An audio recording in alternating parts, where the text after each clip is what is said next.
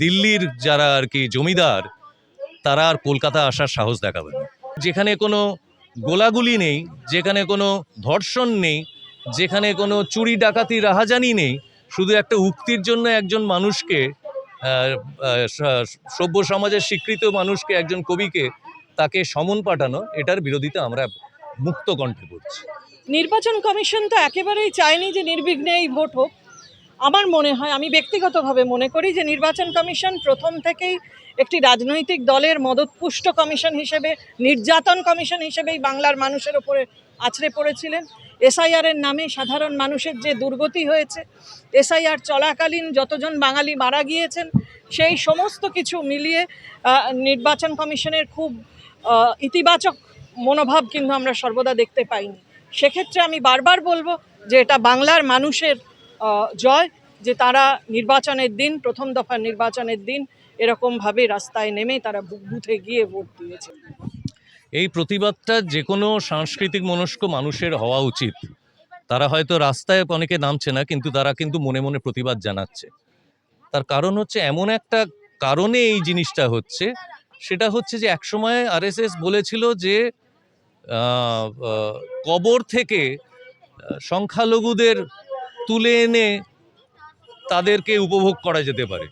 তার পরিপ্রেক্ষিতে শ্রীজাত এটা আজ থেকে 9-10 বছর আগে লিখেছিল, এবং তাতে একটা যেটা আপত্তিকর সকলের মনে হয়েছে যে ত্রিশূলে কন্ডম পরানো যে কথাটা, তারা কেন এক চোখামি করছে? তারা কেন বলছে না যে তারা যদি সত্যি সত্যি নিরপেক্ষ হিসেবে বিচার করে, তাহলে কেন এটা বলা হচ্ছে না যে আরএসএস ধর্মী যারা, তারা যখন বলছে যে সংখ্যালঘু সম্প্রদায়কে কবর থেকে তুলে এনে ধর্ষণ উপভোগ করা যেতে পারে, সেটার পে করুন।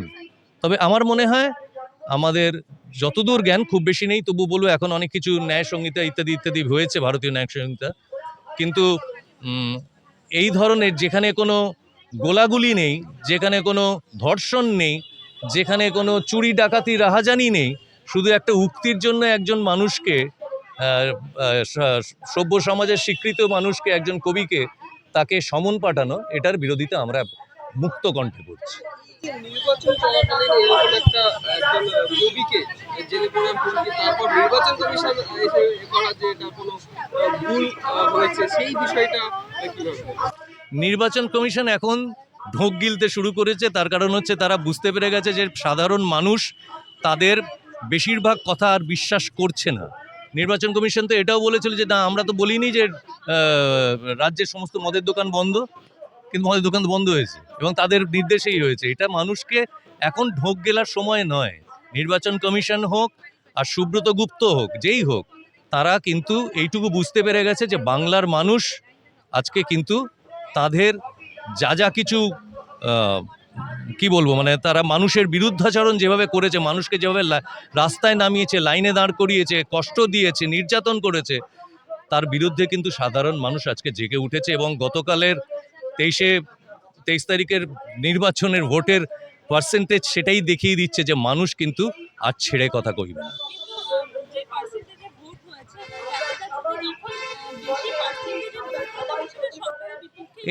এটা ভুল ন্যারেটিভ। এটা ভুল ন্যারেটিভ। গতবারেও তো 2021-এও তো 82% ভোট হয়েছিল। তাহলে কি সরকার কি পড়ে গেছিল? বিহারে তো বেশি পার্সেন্ট ভোট হয়েছে, অনেক বেশি। তাহলে কি সরকার পড়ে গেছে? সরকার আবার মানে দুরন্তভাবে প্রত্যাবর্তন করবে। এবং মানে আমার যেটা মনে হয় যে মানে দিল্লির যারা আর কি জমিদার, তারা আর কলকাতা আসার সাহস দেখাবে না।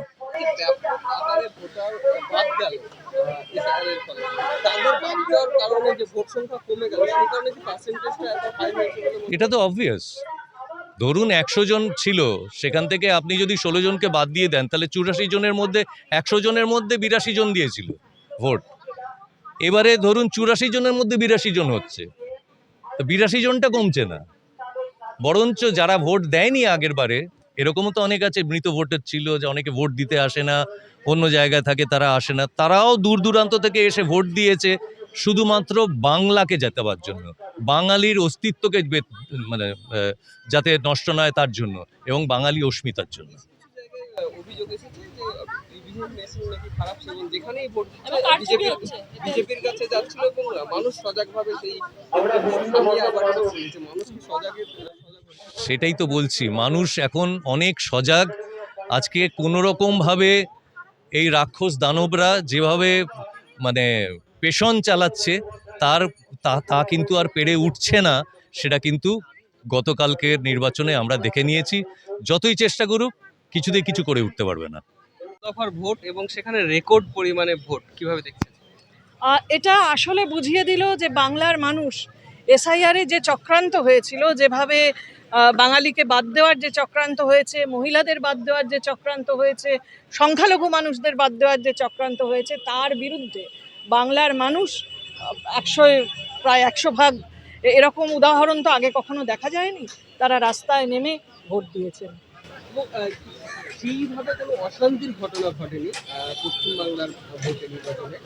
কিভাবে দেখছে নির্বাচন কমিশন কোথাও কি সফল? নির্বাচন কমিশন তো একেবারেই চায়নি যে নির্বিঘ্নে এই ভোট হোক। আমার মনে হয়, আমি ব্যক্তিগতভাবে মনে করি যে নির্বাচন কমিশন প্রথম থেকেই একটি রাজনৈতিক দলের মদতপুষ্ট কমিশন হিসেবে, নির্যাতন কমিশন হিসেবেই বাংলার মানুষের ওপরে আছড়ে পড়েছিলেন। এসআইআরের নামে সাধারণ মানুষের যে দুর্গতি হয়েছে, এসআইআর চলাকালীন যতজন বাঙালি মারা গিয়েছেন, সেই সমস্ত কিছু মিলিয়ে নির্বাচন কমিশনের খুব ইতিবাচক মনোভাব কিন্তু আমরা সর্বদা দেখতে পাইনি। সেক্ষেত্রে আমি বারবার বলবো যে এটা বাংলার মানুষের জয়, যে তারা নির্বাচনের দিন, প্রথম দফার নির্বাচনের দিন এরকমভাবে রাস্তায় নেমে তারা বুথে গিয়ে ভোট দিয়েছে।